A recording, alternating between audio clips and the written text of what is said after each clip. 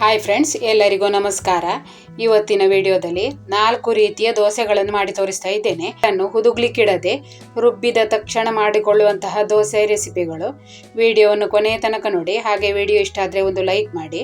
ಚಾನೆಲನ್ನು subscribe ಮಾಡದವರು subscribe ಮಾಡಿಕೊಳ್ಳಿ. ದೋಸೆಗಳನ್ನು ಹೇಗೆ ಮಾಡೋದು ಅಂತ ನೋಡುವ. ಈಗ 1 ಕಪ್ ಆಗುವಷ್ಟು ತೆಂಗಿನ ತುರಿಯನ್ನು ಒಂದು ಮಿಕ್ಸಿ ಜಾರಿನೊಳಗೆ ಹಾಕಿಕೊಂಡಿದ್ದೇನೆ. ಅದಕ್ಕೆ ಒಂದು ಸ್ವಲ್ಪ ನೀರು ಹಾಕಿ ರುಬ್ಬಿ ತರಬೇಕು. ಈಗ ರುಬ್ಬಿದ ತೆಂಗಿನ ತುರಿಯೊಳಗೆ 1 ಕಪ್ ಆಗುವಷ್ಟು ರಾಗಿ ಹಿಟ್ಟನ್ನು ಹಾಕ್ಕೊಂಡಿದ್ದೇನೆ. ಹಾಗೆ ಅದೇ ಕಪ್ಪಲ್ಲಿ 1 ಕಪ್ ಆಗುವಷ್ಟು ಅಕ್ಕಿ ಹಿಟ್ಟನ್ನು ಕೂಡ ಹಾಕ್ಕೊಳ್ಬೇಕು. 1 ಕಪ್ ತೆಂಗಿನ ತುರಿ, 1 ಕಪ್ ರಾಗಿ ಹಿಟ್ಟು, 1 ಕಪ್ ಅಕ್ಕಿ ಹಿಟ್ಟು. ಈಗ ಇದಕ್ಕೆ ಬೇಕಾದಷ್ಟು ನೀರು ಹಾಕಿಕೊಂಡು ರುಬ್ಬಿ ತರಬೇಕು. ಈಗ ಇದನ್ನೊಂದು ಪಾತ್ರೆಯಲ್ಲಿ ತೆಗೆಯುವ. ಹಾಗೆ ಮಿಕ್ಸಿ ಜಾರಿನೊಳಗೆ ಸ್ವಲ್ಪ ನೀರು ಹಾಕಿ ಅದನ್ನು ಕೂಡ ಸೇರಿಸಿಕೊಳ್ತಾ ಇದ್ದೇನೆ. ಹಿಟ್ಟು ಸ್ವಲ್ಪ ತೆಳ್ಳಗೆ ಇರಬೇಕು. ಈಗ ರುಚಿಗೆ ತಕ್ಕಷ್ಟು ಉಪ್ಪನ್ನು ಹಾಕಿ ಚೆನ್ನಾಗಿ ಮಿಕ್ಸ್ ಮಾಡಿಕೊಳ್ಬೇಕು.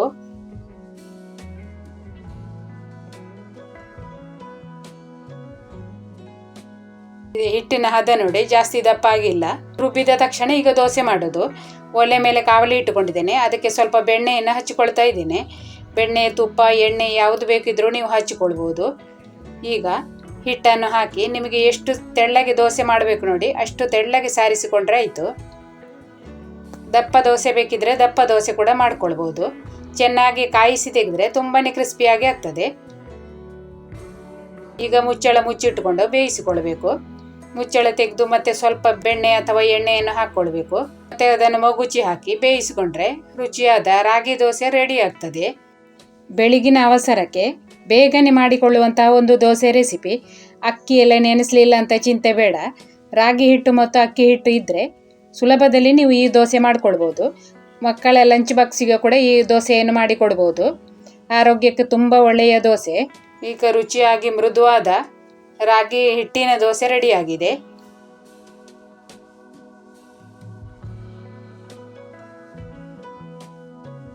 ಈಗ ರುಬ್ಬಿದ ತಕ್ಷಣ ಮಾಡಿಕೊಳ್ಳುವಂಥ ಇನ್ನೊಂದು ದೋಸೆಯ ರೆಸಿಪಿಯನ್ನು ತೋರಿಸ್ತೇನೆ. ಅದಕ್ಕೆ 1 ಕಪ್ ಉದ್ದಿನಬೇಳೆ ಮತ್ತು 1 ಕಪ್ ಹೆಸರುಬೇಳೆಯನ್ನು ತಗೊಳ್ಬೇಕು. 2 ಕೂಡ ಸಮ ಪ್ರಮಾಣದಲ್ಲಿ ಇರಬೇಕು. 2 ಬೇಳೆಗಳನ್ನು ಒಂದು ಪಾತ್ರೆಯಲ್ಲಿ ಹಾಕ್ಕೊಂಡಿದ್ದೇನೆ. ಈಗ ಇದಕ್ಕೆ ನೀರು ಹಾಕಿ ಇದನ್ನು ಚೆನ್ನಾಗಿ ತೊಳೆದುಕೊಳ್ಬೇಕು. ಈಗ ಇದನ್ನು ನೀರು ಹಾಕಿ ನೆನೆಸಿಡಬೇಕು. ಈಗ 1 ರಿಂದ 2 ಗಂಟೆ ನೆನೆಸಿದ್ರೆ ಸಾಕಾಗ್ತದೆ.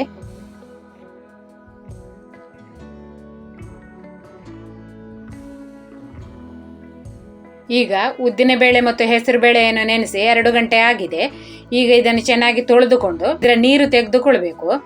ಈಗ ಇದನ್ನು ರುಬ್ಬುವ. ಮಿಕ್ಸಿ ಜಾರಿನೊಳಗೆ ಹಾಕ್ಕೊಳ್ತಾ ಇದ್ದೇನೆ. ಹಾಗೆ ಇದಕ್ಕೆ 1 ಇಂಚು ಶುಂಠಿ ಮತ್ತು 1 ಹಸಿಮೆಣಸು ಹಾಕ್ತಾ ಇದ್ದೇನೆ. ಹಸಿಮೆಣಸನ್ನು 2-3 ಹಾಕ್ಕೊಳ್ಬೋದು.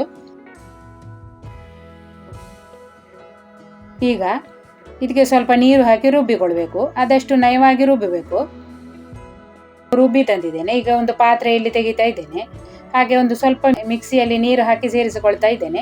ಈ ಹಿಟ್ಟನ್ನು ಜಾಸ್ತಿ ತೆಳ್ಳಗೆ ಮಾಡಬಾರ್ದು. ಅಕ್ಕಿ ಹಿಟ್ಟು ಇರಲಿ ಏನು ಹಾಕಲಿಲ್ಲ ನೋಡಿ. ಹಾಗಾಗಿ ಇದನ್ನು ಜಾಸ್ತಿ ತೆಳ್ಳಗೆ ಮಾಡುವಾಗಿಲ್ಲ.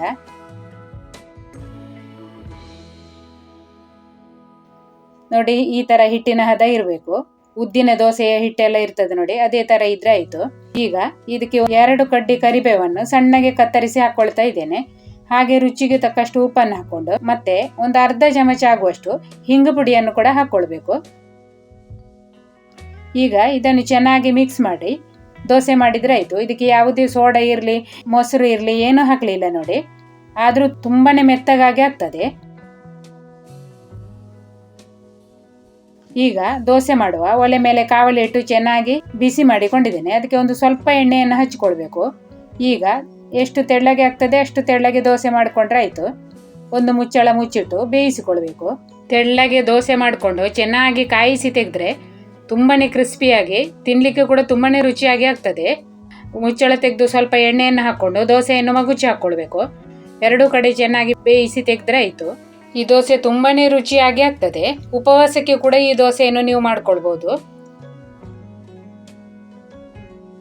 ದೋಸೆ ಕೂಡ ಎಷ್ಟು ಚೆನ್ನಾಗಿ ಆಗಿದೆ ನೋಡಿ. ಅಷ್ಟೇ ರುಚಿ ಕೂಡ ಆಗ್ತದೆ.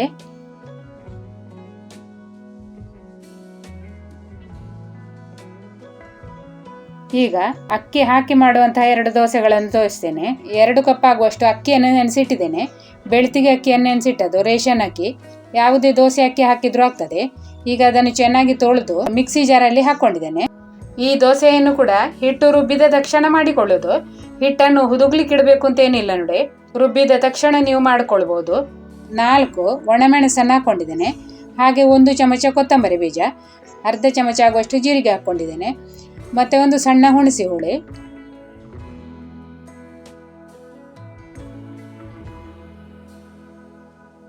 ಅರ್ಧ ಚಮಚ ಆಗುವಷ್ಟು ಅರಿಶಿನ ಹಾಕ್ಕೊಳ್ಬೇಕು.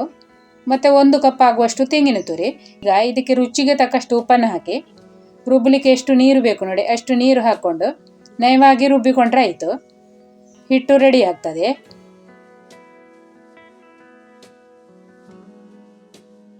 ಈಗ ರುಬ್ಬಿದ ಹಿಟ್ಟನ್ನು ಒಂದು ಪಾತ್ರೆಯಲ್ಲಿ ಹಾಕ್ಕೊಳ್ತಾ ಇದ್ದೇನೆ. ಹಾಗೆ ಮಿಕ್ಸಿಯಲ್ಲಿ ಕೂಡ ಸ್ವಲ್ಪ ನೀರು ಹಾಕಿ ಸೇರಿಸಿಕೊಳ್ಬೇಕು. ಇದು ಖಾರ ನೀರು ದೋಸೆ ಮಾಡೋದು, ಹಾಗಾಗಿ ಹಿಟ್ಟು ಕೂಡ ನೀರಿನ ಥರ ತೆಳ್ಳಗಿರಬೇಕು. ಅದಕ್ಕೆ ಎಷ್ಟು ಬೇಕು ನೋಡಿ ಅಷ್ಟು ನೀರು ಸೇರಿಸಿಕೊಳ್ಬೇಕು. ಈಗ ಚೆನ್ನಾಗಿ ಮಿಕ್ಸ್ ಮಾಡಿ ದೋಸೆ ಮಾಡಿಕೊಂಡ್ರೆ ಆಯಿತು. ಹಿಟ್ಟು ನೋಡಿ ಎಷ್ಟು ತೆಳ್ಳಗೆ ಮಾಡ್ಕೊಂಡಿದ್ದಾನೆ ನೋಡಿ, ಇದೇ ಥರ ತೆಳ್ಳಗೆ ಮಾಡಿಕೊಳ್ಬೇಕು. ಈಗ ಒಲೆ ಮೇಲೆ ಕಾವಲಿ ಇಟ್ಟು ಚೆನ್ನಾಗಿ ಬಿಸಿ ಮಾಡಿಕೊಂಡು ಅದಕ್ಕೆ ಎಣ್ಣೆಯನ್ನು ಹಚ್ಕೊಳ್ಬೇಕು. ಈಗ ಹಿಟ್ಟನ್ನು ಹಾಕಿ ಒಂದು ಮುಚ್ಚಳ ಮುಚ್ಚಿಟ್ಟು ಬೇಯಿಸಿಕೊಳ್ಬೇಕು. ಒಂದು 2 ನಿಮಿಷ ಆದಮೇಲೆ ಮುಚ್ಚಳ ತೆಗೆದು ದೋಸೆಯನ್ನು ತೆಗೆದ್ರೆ ಆಯಿತು. ನೋಡಿ, ನೀರು ದೋಸೆ ಆದ ಕಾರಣ ಇದನ್ನು ಮಗುಚಿ ಹಾಕಿ ಎಲ್ಲ ಬೇಯಿಸ್ಲಿಕ್ಕಿಲ್ಲ. ಒಂದೇ ಥರದ ನೀರು ದೋಸೆ ತಿಂದು ಬೇಜಾರಾಗಿದ್ದರೆ ಈ ಥರದ ಒಂದು ಖಾರ ನೀರು ದೋಸೆ ಕೂಡ ಮಾಡಿ ನೋಡಿ, ತುಂಬಾ ಚೆನ್ನಾಗಿ ಆಗ್ತದೆ. ಈಗ ಮೃದುವಾಗಿ ರುಚಿಯಾದ ಖಾರ ನೀರು ದೋಸೆ ರೆಡಿಯಾಗಿದೆ. ನೀವು ಮಾಡಿ ನೋಡಿ, ಹಾಗೆ ಹೇಗೆ ಆಗಿತ್ತು ಅಂತ ಹೇಳಿ ಕಮೆಂಟಲ್ಲಿ ತಿಳಿಸಿ.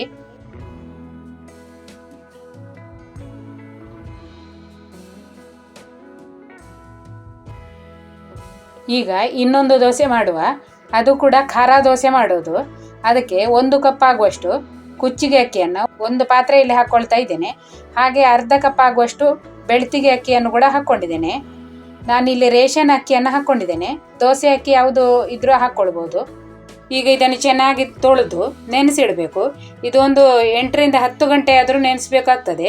ಅಂದರೆ ಕುಚ್ಚಲಕ್ಕಿ ಬೇಗ ನೆನೆಯುವುದಿಲ್ಲ. 8 ಗಂಟೆ ಆದಮೇಲೆ ಕುಚ್ಚಲಕ್ಕಿ ಮತ್ತು ಬೆಳ್ತಿಗೆ ಅಕ್ಕಿ 2 ಕೂಡ ಚೆನ್ನಾಗಿ ನೆನೆದಿದೆ. ಈಗ ಮಿಕ್ಸಿ ಜಾರ್ನ ಒಳಗೆ ಹಾಕ್ಕೊಳ್ಬೇಕು.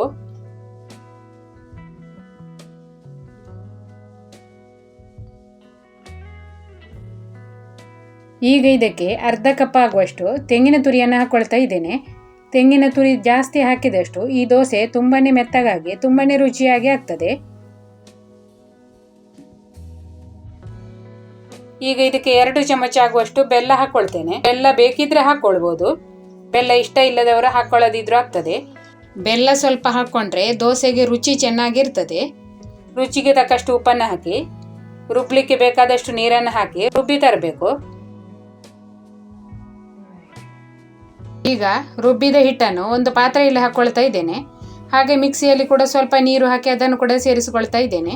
ಈ ಹಿಟ್ಟನ್ನು ಜಾಸ್ತಿ ತೆಳ್ಳಗೆ ಮಾಡಲಿಕ್ಕಿಲ್ಲ.